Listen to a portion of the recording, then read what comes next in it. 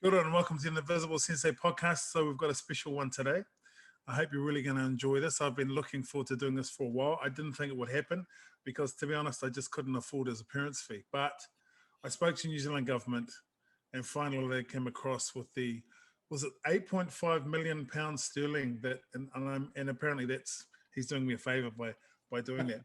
No, it's great. And I'm glad you got a grant from the government to get me on. Well, I mean, it's a part payment. Jordan, and welcome to the Invisible Sensei podcast. The Invisible Sensei represents the master in all of us. Style is a construct. The path is personal, with mountains, valleys, and rivers to cross. You are the sensei, the student, the beginner, or the master. Here are my thoughts on how I walk, run, stumble, and stand through mine. Feel free to check us out on Facebook, Instagram, and YouTube. And remember, it's not what we say when everyone's listening. It's what we practice when no one is watching that creates your Invisible Sensei.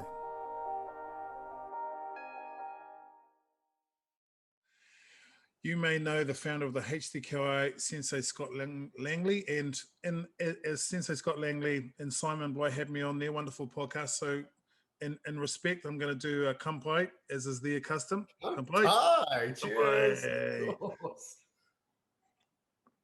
Sensei Scott Langley, where do I start? So, okay, let's start with some questions.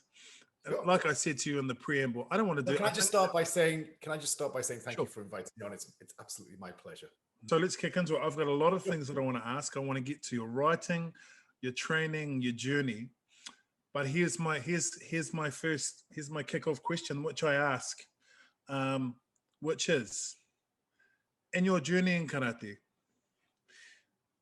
what is it that you believed when you started that you don't believe now? Well, my initial response would be that would be really difficult because, like you're starting when you're really young.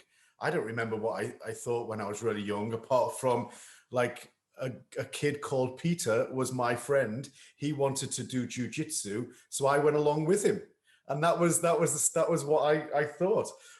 I think I was really lucky. Like so that was when I was like 5, 6. But I started karate when I was properly. I did a bit of karate when I was about 10, but then started properly when I was 12. And also that's where mostly my memories of martial arts start from. And I was really lucky in the sense that my instructor, who was really good and very senior within the UK karate scene, was also no nonsense. And so there was never any kind of BS surrounding training. And so I never got those. I was never given those misconceptions that would later be, dispelled or kind of disappointingly revealed as untruths. So I suppose that I was lucky in that sense, and I sense it also in another sense, in a physical sense. I think I thought Shotokan was something. Shotokan karate was something, and then the biggest, most important element that I've kind of now realized is that it's nothing and it doesn't really exist. And it's just a pure construct that was kind of, it's almost like a branding experience, like the Louis Vuitton or the, I don't know, Primark of karate. You know what I mean? It was just a branding kind of, whereas I think maybe some people would look at that and go, well, that's outrageous that you'd say that. But for me, my biggest change in kind of view of what karate is that, like, not only does Shotokan not really exist, but I'd argue that karate doesn't really exist. It's interesting that you come at that from the perspective of that there is no style. So expanding on the idea of styles, what is it about Shotokan that keeps you getting up early in the morning, getting your gi on, practicing when there's no one there to see? You do a great deal of seminars, you keep up a really tight personal schedule of a whole bunch of things in terms of your training. What is it about Shotokan that gets you up in the morning? I mean, the style of this, with style aside. Yeah, I mean, again, I'd kind of go away from the sense that it's Shotokan that gets me up. I mean, I think it's much more about me just wanting to be me. Like Shotokan is a vehicle, you know, like if I was getting up and practicing my backhand of table tennis, and that's what I was kind of like constantly working on, you know, like I was a ping pong guru type thing, you know, then I'd get up and do that. And I'm sure there's people in the world that do that. And I think they would find equal meaning, and their journey would be equally valuable to them. I think the biggest mistake that people make in karate is that they kind of they give it weight that it doesn't really deserve or need, because what they're doing is they're projecting the journey onto a thing, and all of a sudden the self-worth is wrapped up within something that's a construct. Do you know what I mean? So like I get up and be me, and I'm determined to be me every time I go to the dojo. Now, the very fact that I call it a dojo and that we call it Shotokan Karate and Kihon and Kumite and Kata is the constructed part of it. But ultimately, it's just me being me. And so I'm determined to make sure that I fulfill my potential. But, you know, surely isn't everyone. And I was really lucky to find a vehicle for that fairly early in my life. For me, when you say that, you talk about, I'm hearing karate as the infinite game, the game that continues. If karate is your infinite game, then what's your infinite aim? There is no aim. It's just the aim is to stay in the game as long as possible. And I think ultimately, you know, there's no winning in this game.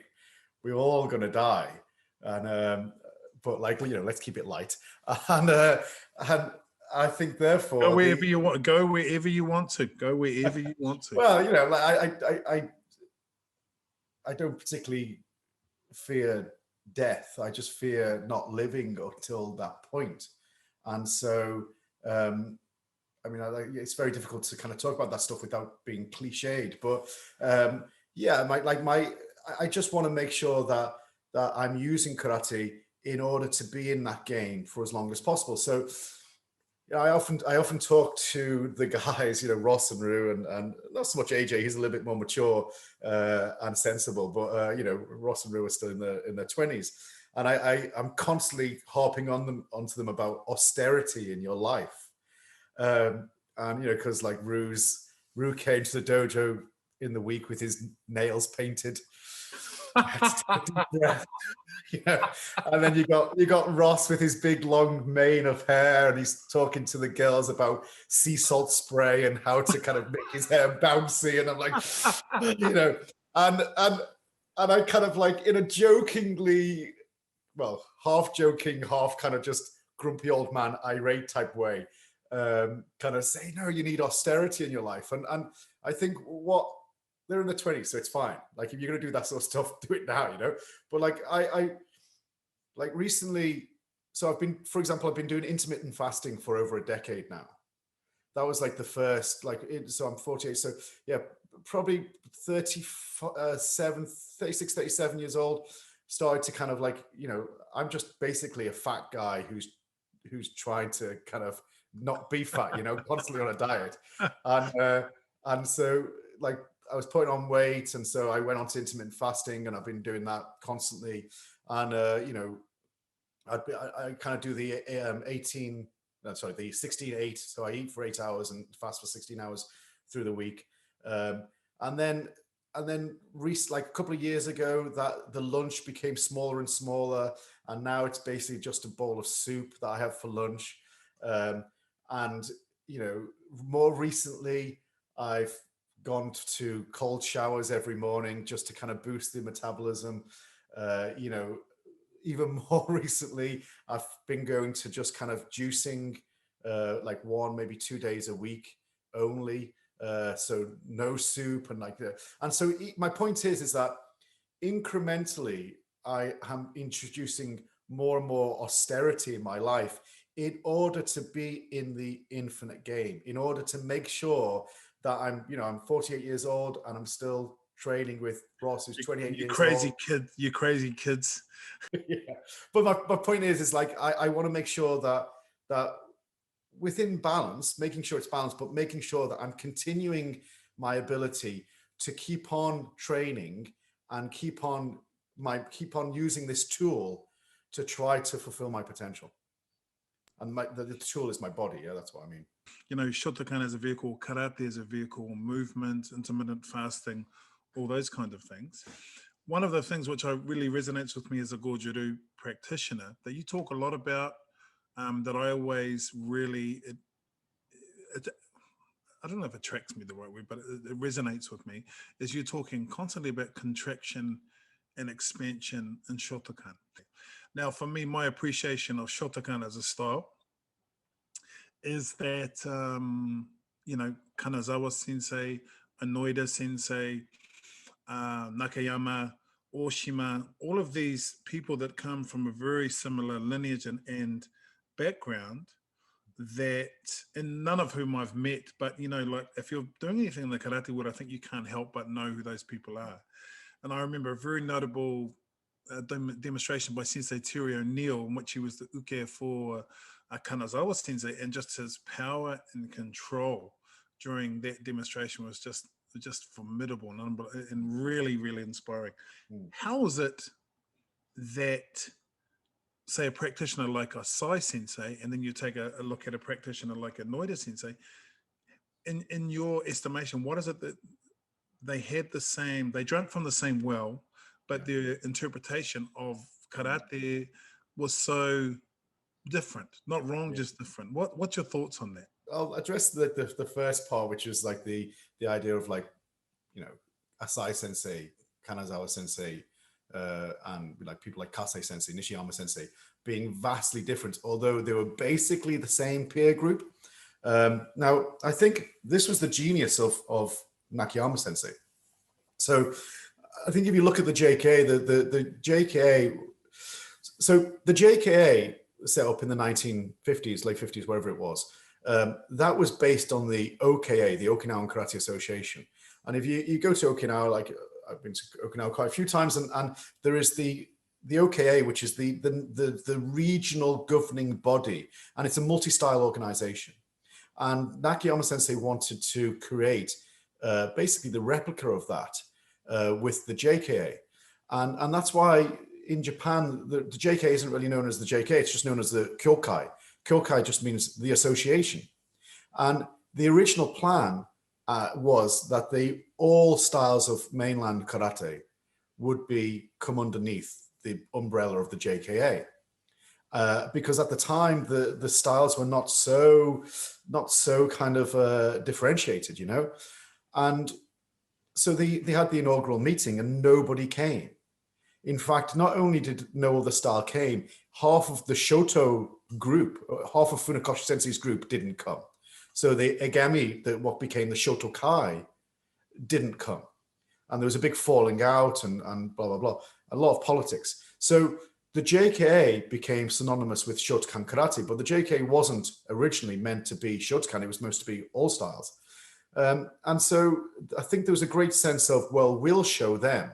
You know, when you get rejected, and I can empathize with this a lot. When you get rejected, you go, well, okay, well, I'm going to up my game and really prove that, you know, you know, like the person who gets dumped by their girlfriend and then starts working out and, well, look what you're missing kind of thing. You know?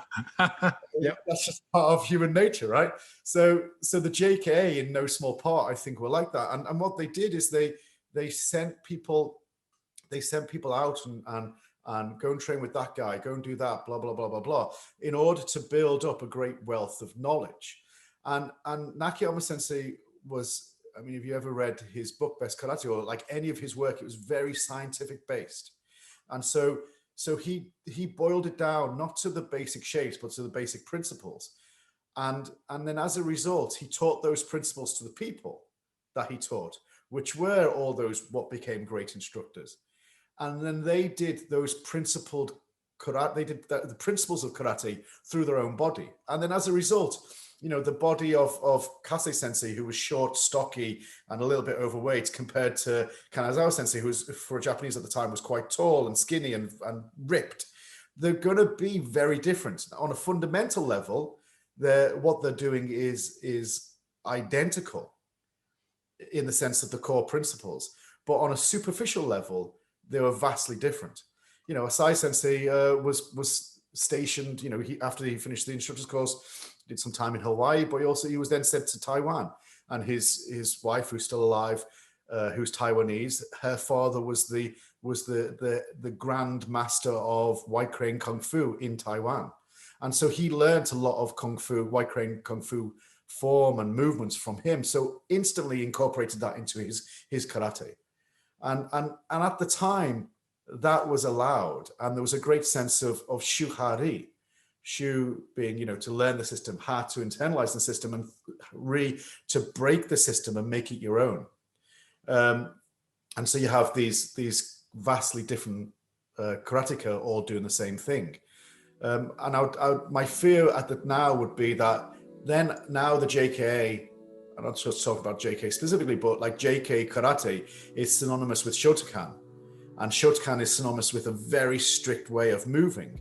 And then all of a sudden you get these, you know, cookie cutter type instructors who are all identical, because what was there in the past is no longer kind of, the instructors aren't given the permission to be that anymore. And I think that would be a great shame. And those organizations that do that, I think, are in slow decline. And as that decline increases, it'll get more and more rapid.